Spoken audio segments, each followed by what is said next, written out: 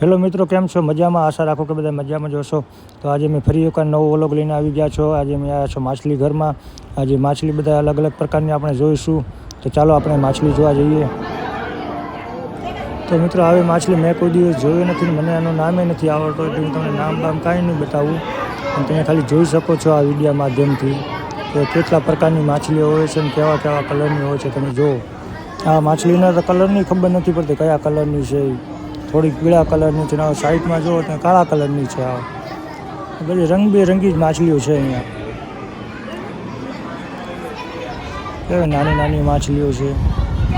હા, એકદમ પીળા કલરની જોવાની મજા આવી જાય આપણને. એકદમ નાના છોકરા હોય તો નાના છોકરાને તો બહુ મજા આવે અહીંયા. તો મિત્રો, આવી માછલી મેં તો મારી લાઈફમાં પહેલી વાર જોયું છે. તમે કદાચ જોયું હોય તો કોમેન્ટમાં જરૂર જણાવજો. આપણે ક્યાંક ફરવા ગયા હોય તો જ આપણને આવી માછલીઓ જોવા મળે છે. બાકી આપણે સમુદ્રમાં જઈએ, નારાયણ સરોવર છે, કોટેશ્વર, એમાં તમને આવી માછલીઓ જોવા નહીં મળતી હોય. હા, તો કેવી બહુ સુંદર માછલી છે. તમે જુઓ તો આ બધા ફોટા પાડે છે બાજુમાં. તો ચાલો આપણે બીજી માછલીઓ જોઈ લઈએ. આ જો આ કેવા કલરની છે. આ હવે બીજા કલરની નાની નાની એવી માછલીઓ છે. બહુ મજા આવે જોવાની. હા, પાછી પીળા કલરની આવી ગઈ. હાલો હાલો આગળ જલ્દી જઈએ અને બીજી બે જોઈ આવીએ માછલીઓ. હા, હવે એકદમ બીજા કલરની. બધાથી સારામાં સારી માછલી મને આ લાગે છે, લીલા કલરની. કેવી મસ્ત લાગે છે. તમને કયા કલરની સારી લાગે જરૂર કમેન્ટ જણાવજો.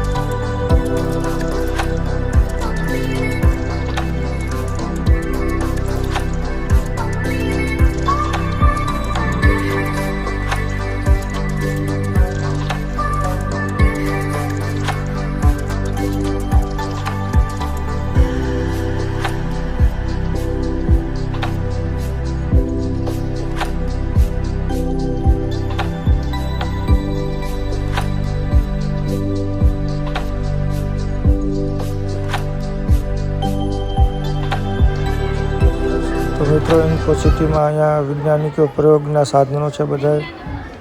અહીંયા બીકર પડેલા છે, તમે જોઈ શકો છો. બીકર ગ્લાસ અને આપણે ભણવામાં આવતું વિજ્ઞાનમાં એ બધા સાધનો અહીંયા છે. અને અહીંયા એક ઇલેક્ટ્રિશિયન વાળો કંઈક પૂતળો બનાવેલો છે, રાક્ષસ જેવું. તો હાલો આપણે આગળ જઈએ હવે.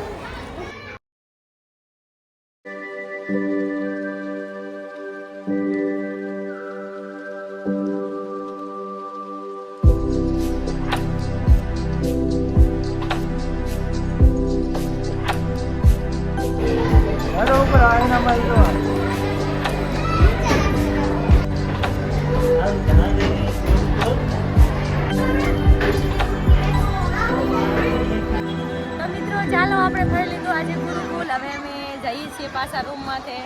તો તમને ફરીથી મળશું આપણે નવા વ્લોગમાં. ત્યાં સુધી બધા મિત્રોને જય દ્વારકાધીશ, જય મોમાઈમાં.